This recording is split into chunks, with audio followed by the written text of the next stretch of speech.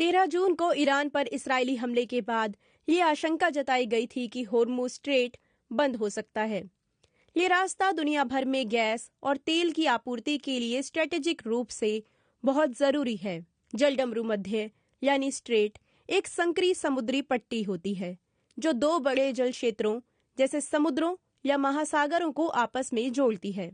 Hormuz strait मध्य पूर्व के तेल भंडार वाले देशों को एशिया, यूरोप और उत्तरी अमेरिका समेत दुनिया के अन्य देशों से जोड़ता है, लेकिन ये इलाका दशकों से भू राजनीतिक तनाव और विवादों के केंद्र में रहा है।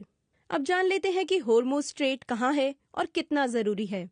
फारस की खाड़ी और ओमान की खाड़ी के बीच स्थित होर्मुज स्ट्रेट ईरान और ओमान की समुद्री सीमा के बीच आता है। ये एक संकरा जलमार्ग है जो एक जगह तो केवल 33 किलोमीटर ही चौड़ा है। इसके महत्व का अंदाजा इस बात से लगाया जा सकता है कि दुनिया की कुल तेल आपूर्ति का लगभग 5वां हिस्सा इसी रास्ते से होकर गुजरता है।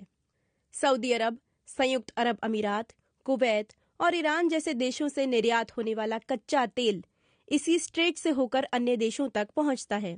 इसके अलावा दुनिया में सबसे अधिक लिक्विफाइड नेचुरल गैस यानी LNG निर्यात करने वाला देश कतर भी अपने निर्यात के लिए इसी रास्ते पर निर्भर है। साल 1980 से 1988 तक चले ईरान-इराक युद्ध के दौरान दोनों देशों ने इसी जल मार्ग में एक दूसरे की तेल आपूर्ति को रोकने की कोशिश की थी। इस संघर्ष में कमर्शियल टैंकरों पर हमले किए गए, जिससे अंतर्राष्ट्रीय ऊर्जा आपूर्ति पर गंभीर असर पड़ा। इस संघर्ष को इतिहास में टैंकर युद्ध के नाम से भी जाना जाता है। अब ये जान लेते हैं कि होर्मुज स्ट्रेट के बंद होने से क्या होगा। ऐसा माना जाता है कि अगर ईरान होर्मुज स्ट्रेट को बंद कर देता है तो अंतर्राष्ट्रीय तेल आपूर्ति का लगभग 20% हिस्सा प्रभावित हो सकता है।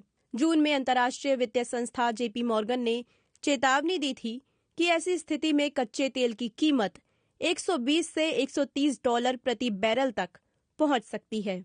BBC तुर्की से बातचीत में प्रोफेसर डॉक्टर अकत लेंगर ने कहा कि सिर्फ होर्मुज स्ट्रेट के बंद होने की आशंका भर से अंतर्राष्ट्रीय बाजारों में तेल की कीमतों पर असर दिखने लगा है।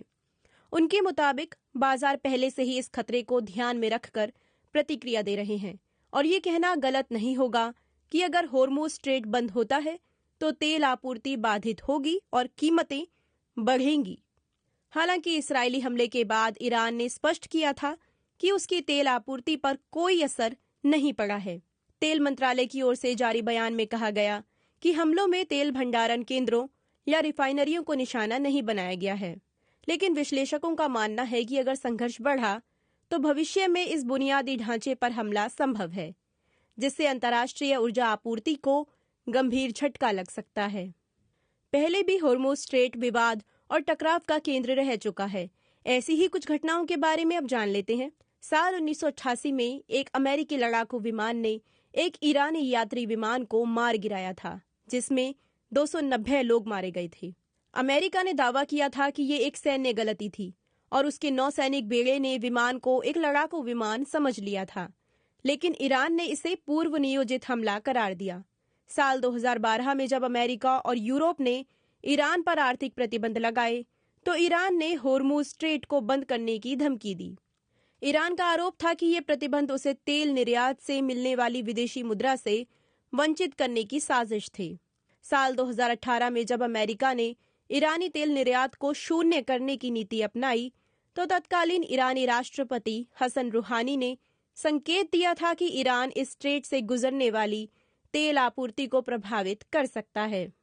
ईरानी रिवॉल्यूशनरी गार्ड्स के एक कमांडर ने भी चेतावनी दी थी कि अगर ईरानी तेल निर्यात को रोका गया तो वे होर्मुज स्ट्रेट में तेल की आवाजाही को पूरी तरह रोक देंगे।